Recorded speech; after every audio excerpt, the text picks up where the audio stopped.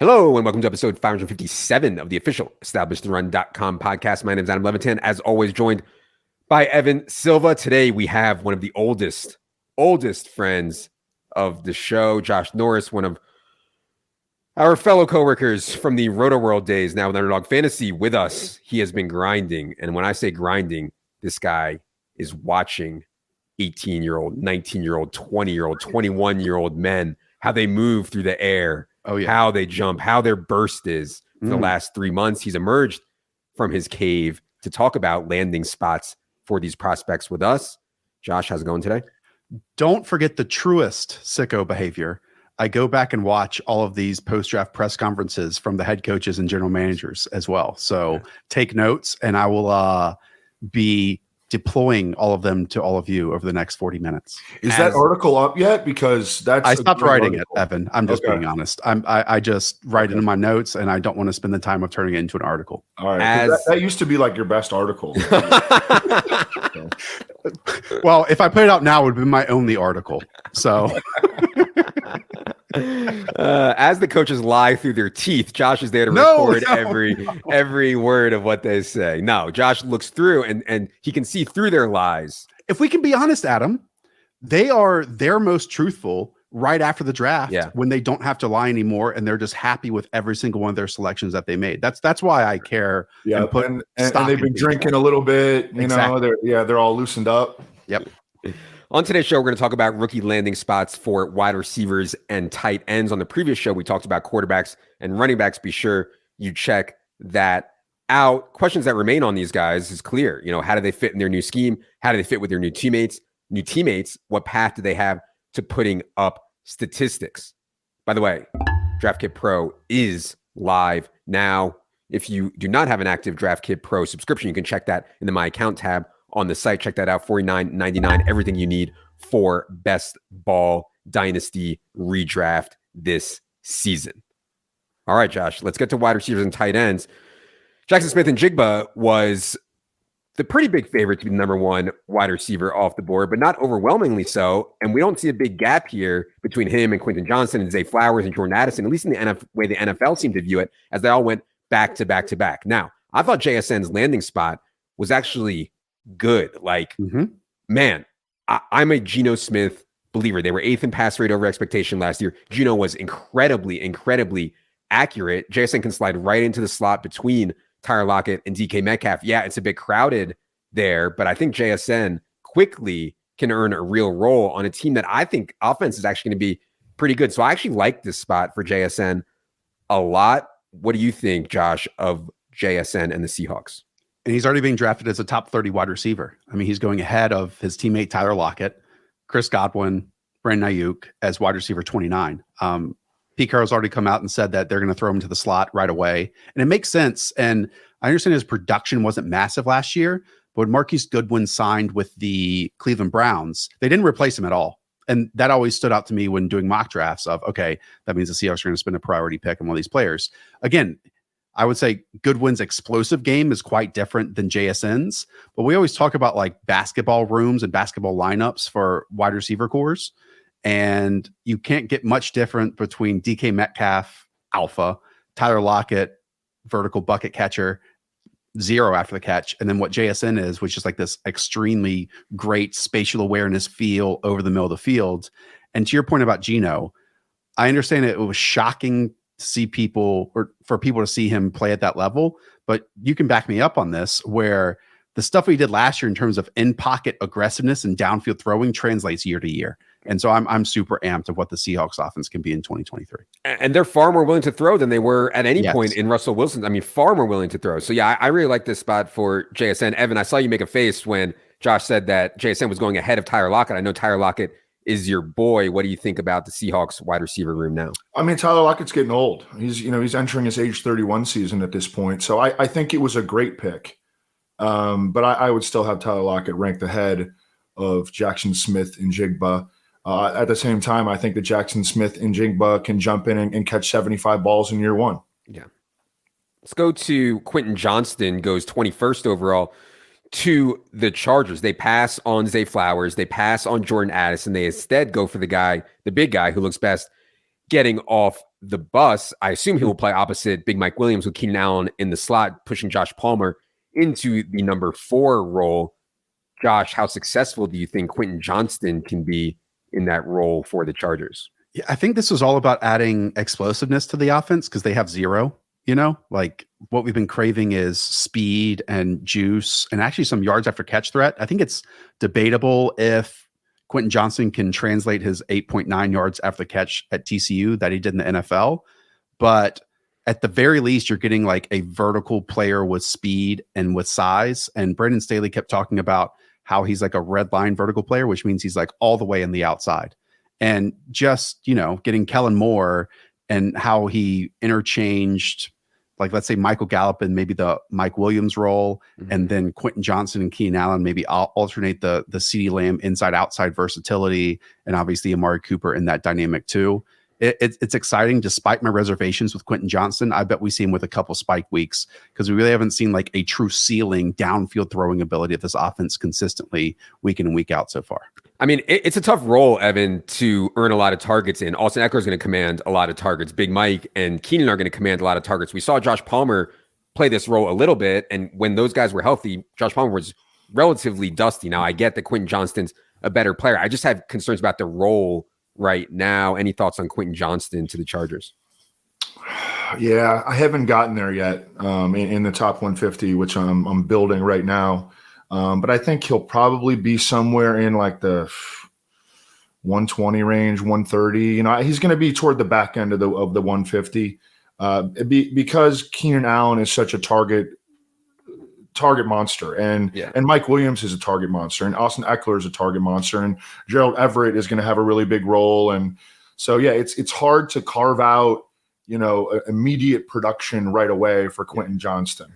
Yeah, and I think there's also some concerns that Quentin Johnston, I mean, I know a lot of people had second-round grades. Like I told Ross Tucker, I went on his show, and I said I was betting Quentin Johnston to be the second wide receiver off the board at 5-1. He like laughed. He was like, no one's taking Quentin Johnston in round 1, And so I think the NFL kind of had worse grades than round 1 on Quentin Johnston. Just to throw a wrench in your plans, Evan, at 120, 130, he's being drafted as wide receiver 43 and 87 overall right now on Underdog, which is aggressive. And I like Quentin Johnston, but I mean, clearly I'm going to be behind ADP on him, and I'm fine with that. And we're already behind in our Underdog rankings. We're at 99 overall, which, as Josh said, is about 12 spots behind ADP right now. So if you're using, I do think spike weeks is possible because he is the most explosive element of this offense. A big play is waiting to happen, 40, 50-yard touchdowns, and you can't say that just about with anyone else on that team, period. Ravens take Zay Flowers at 22nd overall. I thought this was bigger for Lamar Jackson than Zay Flowers himself. In other words, there's going to be volume concerns. And I get that Greg Roman is out and Todd Monken is in. Still, Lamar Jackson's career high in passing yards is 3,127. I mean, last year he was only averaging 203 pass yards per game before getting hurt. And now you have Flowers, Rashad Bateman's healthy. Odell is there. Mark Andrews, likely. Nelson Aguilar. I mean, it's going to be hard for Lamar to support all these guys. And so I have major volume concerns for Zay Flowers, but it's really good for Lamar. Josh, any thoughts on Zay Flowers to the Ravens? No, I mean, I just want to draft a Lamar Jackson as quarterback 4, like what stood out to me at the beginning of last year is in the opening 3 games when Rashad Bateman was healthy and able to win in isolated coverage. Lamar Jackson threw for 10 touchdowns, right? And then the rest of the season, he got off to a super hot start last year, if you remember. Yeah. Right. The rest of the season, he only threw for 7 touchdowns. And I know he missed games towards the end of the year, but this team was obviously craving someone other than Mark Andrews. But to your point, Adam, it's not just Zay Flowers they add to it or just a healthy Rashad Bateman. You also throw in Odell Beckham, which they paid a shit ton of money for. So I have no idea what to do with this other than Zay Flowers is really good with the ball in his hands and he can create with what opportunities he has. I just don't know to the degree of the opportunities he's going to receive. Yeah. I mean, we're even further behind on Zay Flowers than we were on Quentin Johnston. Zay Flowers ADP is 92. We have him 111. So, I mean, we're really far behind on Zay Flowers right now. Let's go to Jordan Addison. Next pick, 23 to the Vikings. Obviously, they did not think much of Adam Thielen or didn't want to pay Adam Thielen. Immediately, I think, get an upgrade and a cheaper replacement in Jordan Addison. Three wide receiver set is Justin Jefferson, KJ Osborne and Jordan Addison. We know TJ Hawkinson was smashing once he got to the Vikings last year. I'll start with you this time, Evan. Any thoughts on Jordan Addison's landing spot here with Minnesota? Yeah, I feel like opinions on Jordan Addison as a player were a little bit all over the map. I mean, you had Daniel Jeremiah up there as the number 9 player in the entire draft. He goes late 1. He reminded me of Jahan Dotson, who I think is going to be a fine player in the NFL, but just not super excited about him in fantasy. And Justin Jefferson is such an alpha. And TJ Hawkinson was an alpha when he went to Minnesota. So I don't know. What do you think, Josh? Well, I think it's understandable why Jordan Addison is being drafted ahead of QJ and Zay on Underdog right now as wide receiver 35, just because other than Justin Jefferson, it was KJ Osborne and nothing else. If we're just talking about wide receivers, right? And early last season, I believe the team understood they had to make a move in order to get someone like TJ Hawkinson, because really coverages probably alter their defense based, or let's say in relation to Justin Jefferson, more than any other wide receiver in the league. And so I think the Vikings understand, hey, if we have another guy on the outside who can also play on the inside, and they get like some of the most convenient coverages across the NFL, if he can win his one-on-one isolated matchup, they could have big weeks. We can win big games, so on and so forth. And I think Addison has that ability. Like he has that route running. He has that ability to be press. He still wins despite maybe average athleticism at the catch point and after the catch. So from that department, I really like it. And like the talent just rising to the top immediately. I bet Jordan Addison is out there already in 3 wide receiver sets. Agreed, for sure. And he is not cheap right now. 71st overall, like Josh said, wide receiver 35. We have him as the wide receiver 36 right now. So pretty in line with the market for us on Jordan. Like just Addison. Go win some one-on-ones and Jordan Addison can have an awesome rookie season. And I mean, yeah, of course. And like Kirk Cousins is going to have 300, 400 yard games this year. Like he's going to have some really big games. He always does have those big yardage games. After the wide receiver run happened, the tight end run happens. I'm honestly already tired of talking about Dalton Kincaid. Like, but he goes 25 to the Bills in a trade up. Obviously, they desperately needed help in the middle of the field. They desperately needed weapons behind Steph Diggs and Gabe Davis. So Evan and I have talked about this a ton already. We expect Dalton Kincaid to be a regular slot player in the move tight end spot. Any disagreement on Dalton Kincaid's role with the Bills, Josh? No, my only point, and I thought about this prior to watching Brandon Beane's press conference, who's the general manager of the Buffalo Bills. He brought up his time with Ken Dorsey and the Carolina Panthers when they had Jeremy Shockey and Greg Olsen during Cam Newton's rookie season. I could envision the same exact thing with Dawson Knox and Dalton Kincaid. He said he expects defenses to continue to play them in nickel, even when they are in 12 personnel, which does some fun and exciting things. It's just like, we talked about this a lot prior to the draft. It is so difficult and there's a huge barrier to hit, but for tight ends to be 1,000 yard pass catchers, and you have to be insane athletes to do it. And the guys that do it consistently, unless your name is like Gary Barnidge, right? And we just don't have an athletic profile in Dalton Kincaid. Like he's going to be a good player. I just wonder if he's going to be like a 600 to 750 yard player and not hit that like true elite tight end every single year. That's the only question I have here. Yeah. But I mean, 700 yards at the tight end position these days is huge. Not bad for fantasy, not bad. And we do have Dalton Kincaid ranked pretty high. Not as high as the market, though. We have him tight end 11. Market is at tight end 11. I mean, people are excited about Dalton Kincaid. And we're probably, all of us are probably partially responsible for that, tweeting out a bunch of Dalton Kincaid propaganda about being the slot guy. But yeah, we'll cover that more as it moves along. Evan, Sam LaPorta goes top of round 2 to the Lions. Now, there's a lot of opportunity here for Sam LaPorta. Yeah, they have Amon-Ra and Jahmyr Gibbs, but no Jameson Williams the first 6 weeks. That dude hasn't played in forever. And honestly, like I said, not a lot of target earners behind those guys. So I like the landing spot for Sam LaPorta. It's just hard for me to get too excited about rookie tight ends. Evan, what do you think about LaPorta here with the Lions? Yeah, I mean, that's just it. I mean, it was a great pick. He can jump in right away. He has that athletic profile really that Michael Mayer did not have. And he was also a player who, like Michael Mayer, was the object of every defense's attention and was still very, very productive for two whole seasons at Iowa. And the Iowa tight ends, like the history of Iowa tight ends is just, I mean, these dudes can enter the NFL and play, but he's a rookie tight end. And, you know, he's going to be like in the tight end 15 to 18 range for me, probably. Oh, he'll be, yeah. And you'll be ahead of market on him there. He's currently going as the tight end 23. We have him as tight end 25. I would say that one strategy, I think, for people listening that are best ball bros, boot tight end. 3 tight ends late is an interesting strategy that the team that I actually won with last year was 3 tight ends late. I had Albert O, Isaiah Likely, and Jonnu Smith.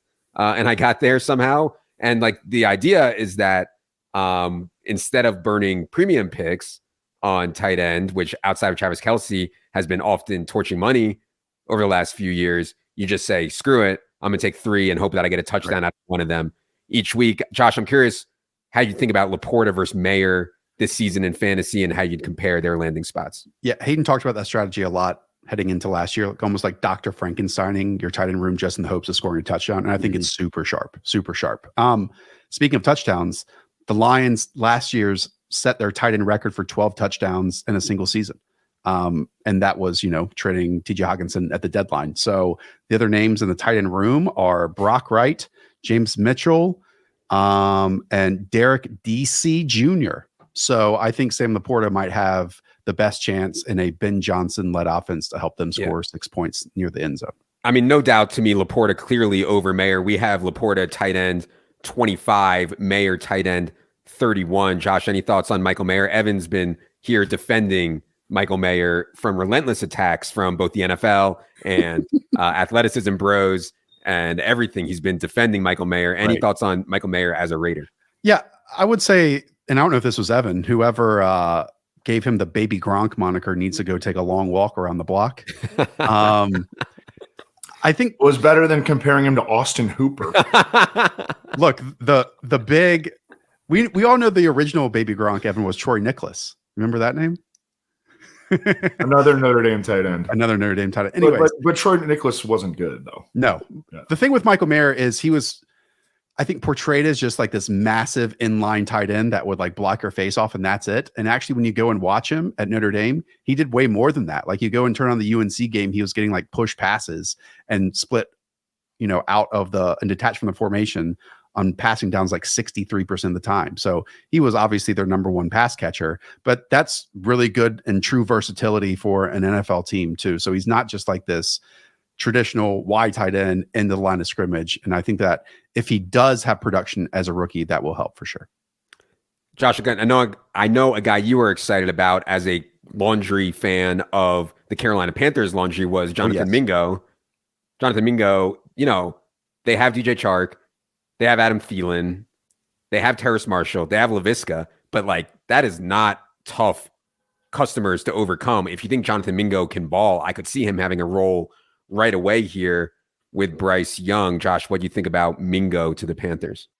So I made a call and asked what their grade was on Jonathan Mingo, and the 3-word answer I got was high as fuck. So I think Jonathan Mingo is going to come in here and play a lot early on. Shallow routes, crossing routes, vertical shots. I think Adam Thielen might play a bit more as like kind of a slot hybrid player. DJ Chark as a contested catch guy down the field. And maybe really do get Jonathan Mingo in these like after catch opportunities. He's such a weird profile that the true spreadsheet guys have a tough time understanding why he is beloved because of just traits. Because like when you go back and look at his profile, like 103 yards against Central Arkansas and 247 yards against Vanderbilt and nothing else happened. But his previous year before he had like 3 surgeries or 2 surgeries on his foot, he was going to have an outstanding season with Matt Corral at quarterback.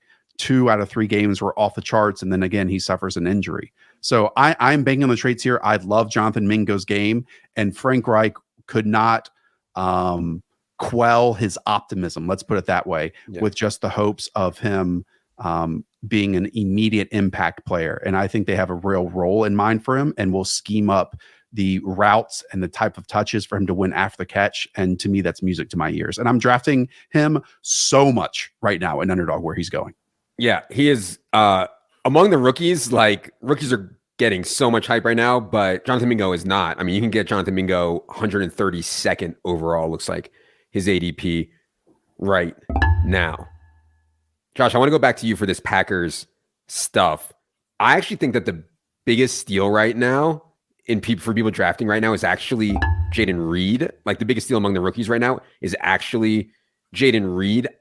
I know that people have questions about Jordan Love. I know people are in love with Christian Watson. And I think part of the reason that people aren't excited about Jayden Reed is that they didn't expect him to go in the second round, right? Like the Packers have a pretty good history of taking second round wide receivers. I trust their talent eval to take him in round 2. I didn't hear about him going in round 2 at all in the draft lead up.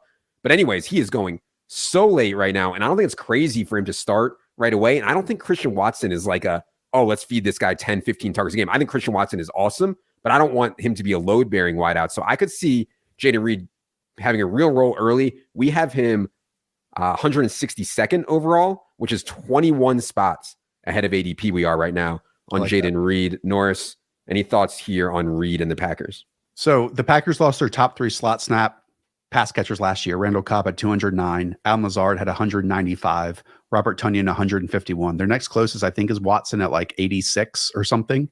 Jayden Reed wasn't like a full-time slot guy. Like there were a bunch of those in this year's class, but he did play about a quarter or a fifth of his snaps there each of the past 2 years. Now, the other part of this, Adam, is they also sandwiched him with 2 other tight end picks that they made in Luke Musgrave and in Tucker Kraft. So I would expect, like, again, a Dr. Frankenstein approach of maybe all 3 of those guys becoming the slot pass catcher for the Green Bay Packers this year. But again, just hearing Brian Gutekunst talking about him, they think he's a great complement skill-wise to what Christian Watson is, to what Romeo Doubs is. And whenever I hear that, to me, that shouts this guy in OTAs and training camp is going to get an early opportunity. And if he can play, then he's going to be out there on the field. And I don't think we're accounting enough for that right now in underdog drafts. I know a lot of people were super high on Romeo Doubs. I thought Romeo Doubs' rookie year was like fine for where he went, but still not like a great NFL player, right? Like I don't think it's crazy to think that Jayden Reed immediately can move ahead of Romeo Doubs. So yeah.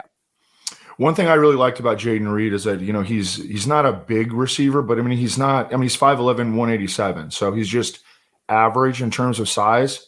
Was awesome in the return game. Really good with the ball in his hands, something to keep in mind. And I agree with you. I think he's going to play early and play often. All right, Evan. The people are angry with your Rashee Rice take. Evan is going full 3.9 on Rashee Rice. I honestly don't know a lot about the guy, mostly from what Evan has said on here. Evan, do you want to push back on the people at all? Are you sticking with your Rashee Rice love in dynasty rookie drafts? And will that carry over to redraft, I guess, is a question too. Yeah, what I said was just that based on, and this was a very small wide receiver class, okay? It wasn't a good wide receiver class. But in terms of college production, Rashee Rice was extremely productive this past year. Size and athleticism, and then you factor in, the draft capital. The Chiefs went and traded up for him in the second round. His landing spot, like this dude won the draft. And once you get to a certain place in dynasty rookie drafts, I think it's like pick 7 or pick 8, it just opens up and you can pretty much just take whoever you want because there's a clear 6 or 7. And then it's like Rashee Rice can absolutely be at the top of your list. I don't hate this take from Evan, Josh, at all, because like obviously I'm looking for people attached to Patrick Mahomes. I think the way it goes bad is the CEH case, right? Like CEH, nobody really likes CEH. They're, he's on the Chiefs. And the Chiefs took him in the first round, so he has to be good, right? So, that's a little scary for me there. But I think generally just like trying to be high on guys attached to Patrick Mahomes makes sense to me. Josh, what are your thoughts on Rashee Rice as a Chief? Well, to double down with that, Patrick Mahomes spends part of his offseason in Dallas every year. And pre-draft, Rashee Rice and Patrick Mahomes did a little throwing session. And just like Mahomes advocated for the CEH pick, I wouldn't be shocked if there was some Rashee Rice propaganda in there as well. Just quickly, they basically described him as a running back after the catch, explosive. He's bigger, so you can work in the slot. I don't know. Like, while I had some Skymore optimism, which was tidal waved by everyone else's ridiculous optimism for him last year, that's not like a huge barrier to overcome when it gets to opportunity. However, what we have seen is it's Travis Kelce and everyone else, right? Even when you spend money in MVS, he can get rotated out in 2 wide receiver sets or 3 wide receiver sets. And then they can throw 3 tight ends out there on the field. So I'm not sure if Rice is going to, his rookie year, stake his claim, be on the field in every single one of these looks. But based on what Evan is saying and we're able to get him, a case can 100% be made that his optimism is better than a bunch of the other guys that have a similar ADP around him. It's really hard. I mean, we have Kadarius Toney pretty clearly as the best fantasy asset on the Chiefs by a pretty wide margin. But you can make a case for Sky, MVS, or Rashee Rice to be the next best fantasy asset there. And so it's really hard, really, really hard. We'll have to see what we can do. And I do think they're just going to rotate a lot, period. So just is what it is. The Marvin Mims pick, Josh, I mean, 63 overall to the Broncos, last pick of round 2. I thought it was a good landing spot for Marvin Mims in that Russ is a very good deep ball thrower. And from what I understand, Marvin Mims is a very good deep ball receptor, I think. Yep. Bad, however, in that they have Jerry Jeudy, Courtland Sutton, Tim Patrick, Greg Dulcich. I mean, they have a lot of guys to catch the football on a throw game that was abysmal last year. So I think not the cleanest landing spot for Marvin Mims. I know he has a lot of fans, though. Josh, what do you think about Mims as a Bronco? I am nervous that Courtland Sutton is dust a little bit just in terms of the juice that he has remaining. Obviously, Tim Patrick is coming back from a season where he probably had huge expectations as a big slot guy. It's always interesting when someone like Sean Payton comes to a team. And while they didn't change general managers and George Payton is still there, when Sean Payton is like the head coach of a team, he has so much say in things. And them sticking their claim to Jerry Jeudy getting the 5th-year option means to me he is a Sean Payton guy. Mm-hmm. And little whispers that I heard prior to the draft was that the team wanted to move up from their 63rd and 64th overall picks to go get a target. And obviously Marvin Mims was that guy for him. So this is a Sean Payton guy through and through. So yeah, from a vertical ability, at worst to me, he would be like your wide receiver 3 with big play explosiveness, and you kind of grow from there. But I don't know if we're going to see again, a 2 wide receiver set player during his rookie season. Yeah, Marvin Mims is going 179th overall. We have him slightly below that. Just hard to see a clean path here for sure. I should note though, Evan, that there was a lot of rumors over the last few months that the Broncos were at least shopping or hearing offers for both Jerry Jeudy and Courtland Sutton. So, maybe they're not that high on Sutton specifically, especially. Yeah. So, yeah, there were strong links between Courtland Sutton and the Ravens, I think, at one point. And I it wouldn't shock me if they still end up trading him. Yeah, Courtland Sutton. 2 more quick ones I wanted to just hit on here fast. Jalin Hyatt lasts until the middle of round 3. And I know I saw some mocks where Jalin Hyatt was in round 1. Obviously, the NFL did not think as highly of Tennessee's quote-unquote gimmicky offense as some people did. But Jalin Hyatt at least has some speed, which I know the Giants wanted. They have a very crowded wide receiver room now, though. Josh, how do you think Jalin Hyatt fits with the Giants? Yeah, the wide receiver room for the Giants is fascinating because it's somewhat similar types in Sterling Shepard, who's best in the slot, Paris Campbell, who's probably best in the slot, and then Wan'Dale Robinson, who everyone loves. And I never got the ADP earlier in the offseason because he is a pure slot player coming off a torn ACL. But they don't really have, other than Darius Slayton, who was making one massive play each week for this wide receiver room, someone with I would say Ted Ginn-esque during his rookie year, maybe skill set like Jalin Hyatt. It's probably just going to be how much they can incorporate him if he doesn't grasp the entire playbook immediately, because coming from that Tennessee offense where he literally had 12 yards of a runway and it's just running in a straight line or choice routing it back to the quarterback, that's tough to do in a Mike Kafka, Brian Daboll offense. So I'm sure we'll get a couple big plays. And if he does take a big jump during the preseason and we see that, I will be more in, because again, I think he offers a different skill set than the rest of a same old that they kind of have with the Giants offense right now. Yeah, we're pretty low on Hyatt. We're 16 spots behind ADP on him. Just really hard for me personally to see it with all of the options that they have there, at least in year 1 for Jalin Hyatt. Evan, last one I wanted to bring up was Josh Downs. Josh Downs, slot man for Anthony Richardson. They take him at the end of round 3. I thought that was a pretty good spot and not a crazy thing to think, hey, Josh Downs can immediately step in and be a security blanket of sorts for Anthony Richardson. Evan, any thoughts on Downs to Indy and anybody we did not mention that you wanted to bring up? I just think that their team pass volume is going to be very, very low. And so it's going to be hard for any of the pass catchers to really make dents in fantasy. Josh Downs might have a few spikes, maybe, but he ain't going to be in the top 150 though. Yeah, agreed. Josh, any thoughts on Downs? And then anybody we did not mention that you wanted to bring up their landing spot? I do really like Josh Downs. He is someone, despite his size, played a lot bigger than himself. Like, he won more contested catches than Quentin Johnston did, despite them being like a foot apart in height and weight. Do you know who I keep taking with the Indianapolis Colts is Alec Pierce at wide receiver 63, a ton of, because you couldn't have gotten a worse skill set with Alec Pierce to fit with last year and Matt Ryan, Nick Foles, and Sam Ehlinger versus now obviously Anthony Richardson, who is at his best throwing 10 plus yards down the field. And he is always there in like the Jalin Hyatt, KJ Osborne, Adam Thielen range. And so I am all over Alec Pierce, where he wins perfectly fits with the quarterback stylings that he has too. Love it. Absolutely love it. All right.